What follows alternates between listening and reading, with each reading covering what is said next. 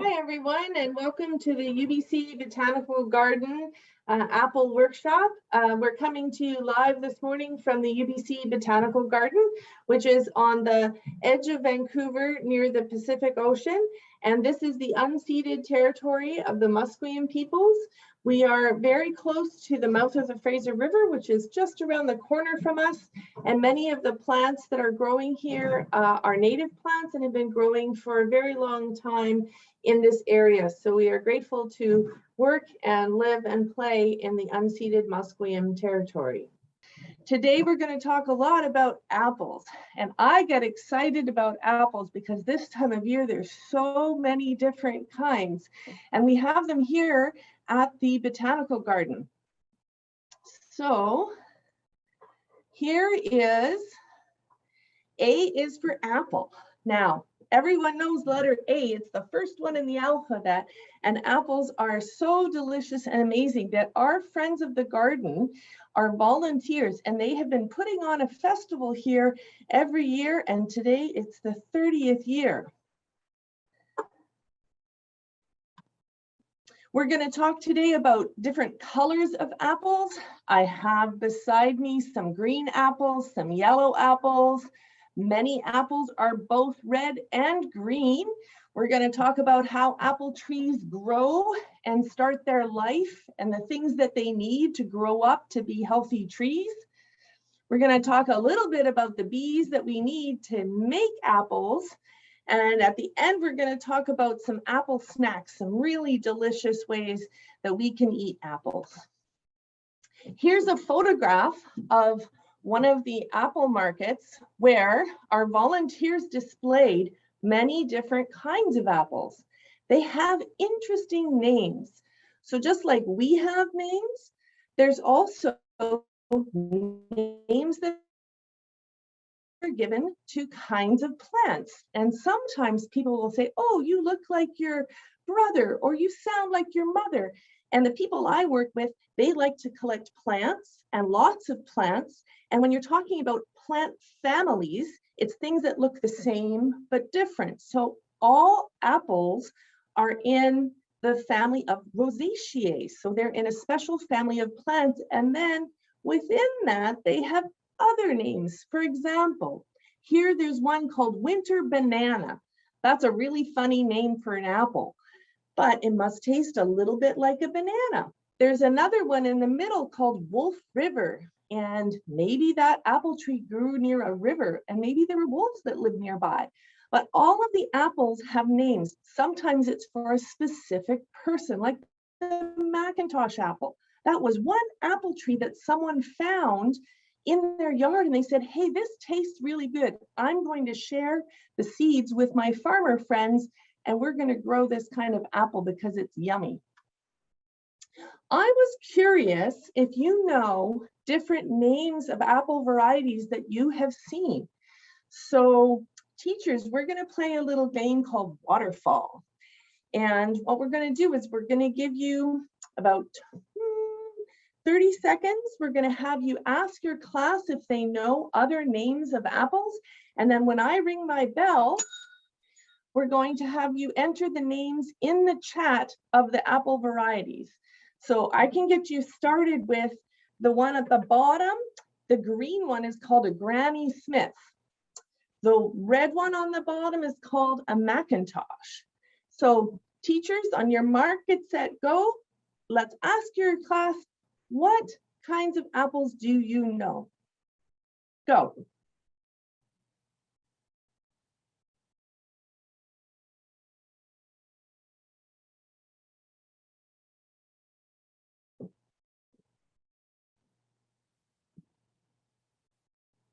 Good. Any more? Maybe one you've seen in the grocery store? Maybe some that someone baked in a pie? All right, teachers, get ready and type them in the chat.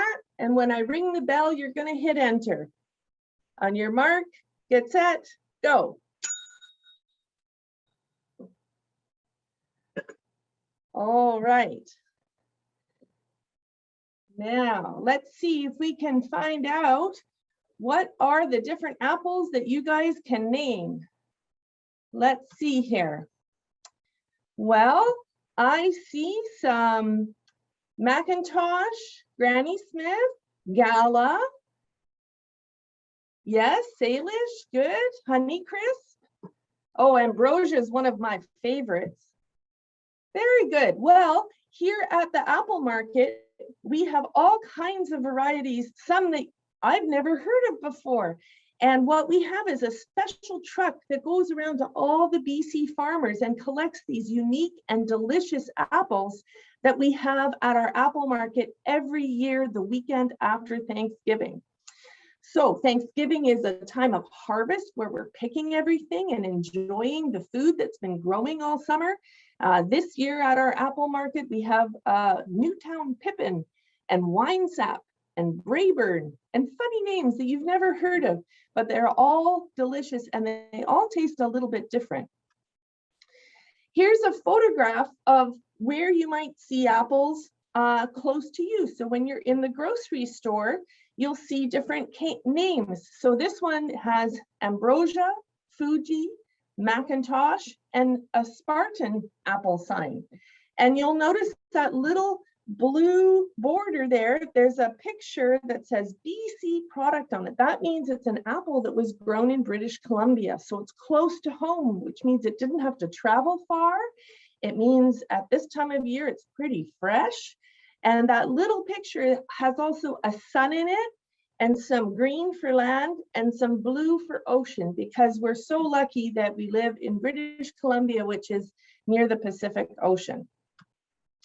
Here's what apples look like when they're growing up. So here's a photograph of some apple trees that are seedlings. So they're very small. In fact, I bet most of you are taller than these trees. And it takes about 5 years to grow an apple tree to get to a place where it's giving you fruit. So you have to buy a small apple tree. They're called whips, and they get planted and they'll grow. Now, a funny thing about Vancouver and the BC coast is it's very rainy. So apple trees don't love growing here, but we put them onto roots that love the rain, that can handle the right soil so that we can still grow apples. But if you want really good apples, you usually have to travel a little bit into the Okanagan or the hotter places in Vancouver, in British Columbia. So here you can see some of the varieties of apple seed trees that are for sale. There's Belle de Boscoup and Harrelson, Jeffries, Suntan. Again, they have funny names. And the interesting thing is, if you want to grow some apples, you have to have more than one apple tree. You have to have 2 and sometimes 3 trees in order to produce apples. And one of the things that happens to apple trees in the spring is it flowers. So here's a photograph of 2 apple trees. One of our friends of the garden took this photograph in her garden, and these are trees that are in flower. And the trees will need bees or butterflies or birds to travel between the flowers so that it will get pollinated. You can see in the picture there's a tiny little red hummingbird feeder. And that is also kind of the sugar water that is the thing that they like. So just like we like sweet things to eat, the bees will go in to drink this sweet nectar. It's like a juice, like a pop. It gives them energy to fly and also some vitamins and minerals. And they'll get the sweet nectar, and then they'll get some pollen dusted off on their legs or on their bellies, and they'll fly to the next flower. And when they go to the next flower, some of that pollen will come off. And that's where you're going to get an apple seed eventually. Here's a close-up photograph of some apple blossoms. There's different kinds of apples. There's also the native crab apple. So there's only one kind of apple tree that's a native plant to North America, and it's the crab apple. And I have them growing outside my house, and the bees love them in the spring. They're just abuzz with all kinds of life. In this picture, if you look closely in the center of the flower, you can see some of the dusty pollen that is so important that needs to travel from flower to flower. And the bees do that work for us. There's different kinds of bees. So there's the honeybee, which is originally an Italian bee. They're long and skinny. And then there's our bumblebee. And there's over 400 different native bees in British Columbia, and they visit the apple blossoms too. Here's another photograph with some bumblebees. So there's a bumblebee going in for that sweet nectar on the yellow flower. There's a picture of my hands holding a tiny little mason bee. They're very bluish and they don't sting at all. They come out in the early spring. And then in the bottom, we have a honeybee that's doing the same thing. They're going to have that sweet little reward from visiting the apple blossoms.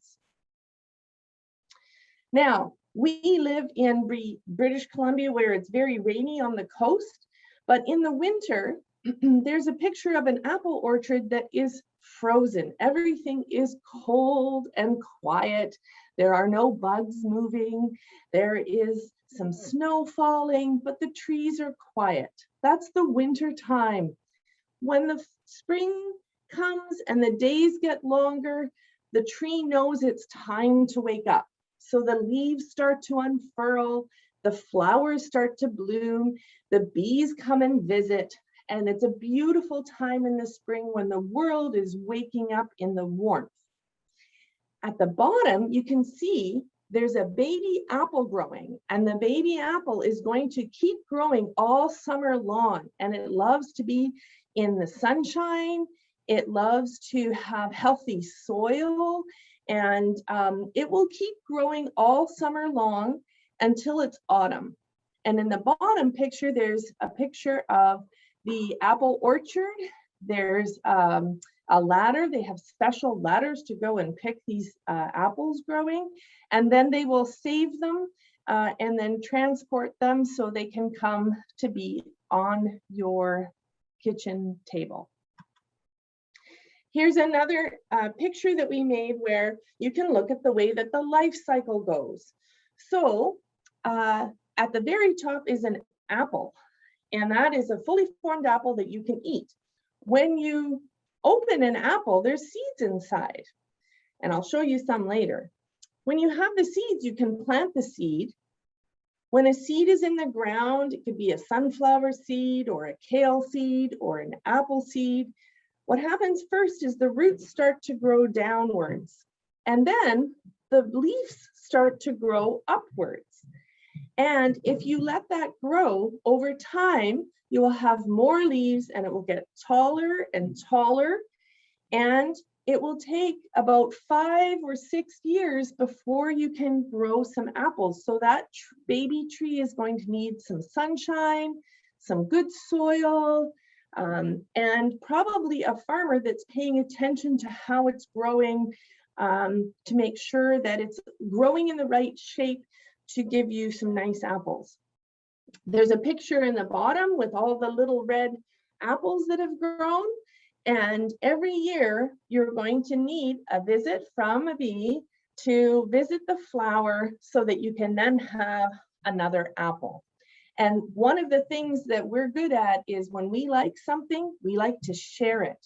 So when we have an apple flavor that tastes really good, we tell our friends and we share the seeds so that they can have an apple tree like that too. Here's another photograph of the life cycle. So there at the bottom, you have this lovely, delicious apple. You can see where the little green is. It's like a shadow from a leaf that was sheltering that little part of the apple.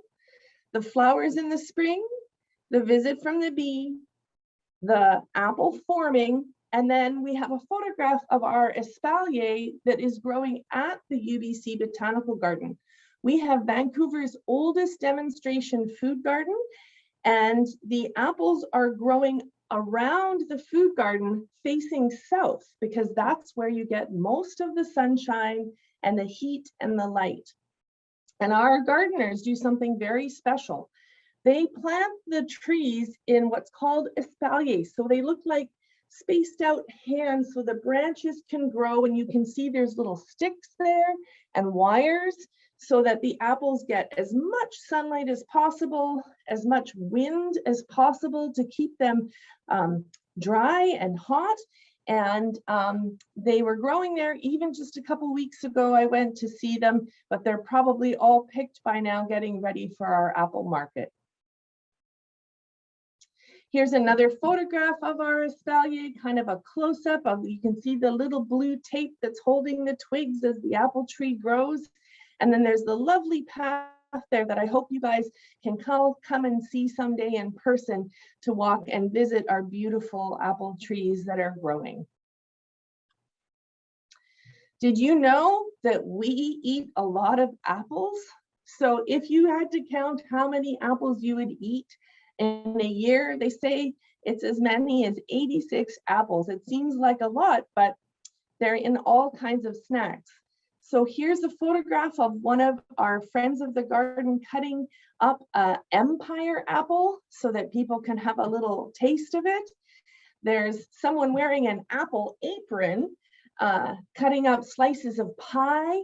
Pie, when it's warmed up, is really, really delicious. There's also someone pouring some juice, and you can have juice cold as apple juice, but you can also warm it up and have a hot apple cider with a little bit of cinnamon. And it just feels so nice in the fall to have some things that are made from apples. Now, I was wondering, and teachers, this is another waterfall activity, if we could think of how many different ways we eat apples. I made a few clues there on the board for you, but we're going to do another waterfall where we're going to take maybe about 20 or 30 seconds, and you guys can see if your class can come up with all the different ways they can eat apples. And when we're done, I'll ring my bell. On your mark, get set, go.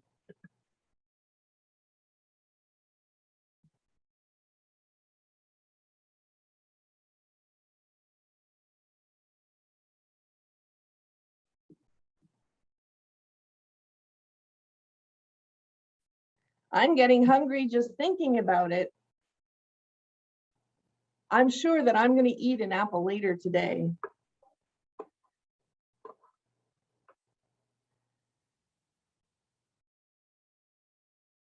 Okay, a few more seconds. How many other ways can we eat an apple? All right, teachers, get ready to put it in the chat. On your mark, get set, go, and press enter. All right, let's see what you said here. Oh, apple crumble, yes, one of my favorites. Applesauce, I think we've all had applesauce. Fruit leather is an easy way to take it with you, although when you eat an apple raw, it's great because there's no garbage. You can eat an apple and then the inside can become compost to help other things grow. What have we got? Oh, sliced with nut butters, yes. And even almond butter is good if you can't have peanut butter. And apple juice. And of course, apple pie. Apple oatmeal, that's a good one. Very good. All right, now someone once asked me, well, where does apples grow? Now I know British Columbia apples because I like to buy them close to home, but in the United States and China, they grow over half of the apples that the entire world eats. So people eat apples all over the world, wherever they come from. Apples started to grow in Eastern Europe, and they were just shared and shared and shared until they came to North America.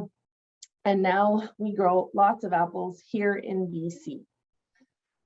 There's one of my gardener friends up on the ladder harvesting some apples and also giving the branches a little prune to make sure that they grow well.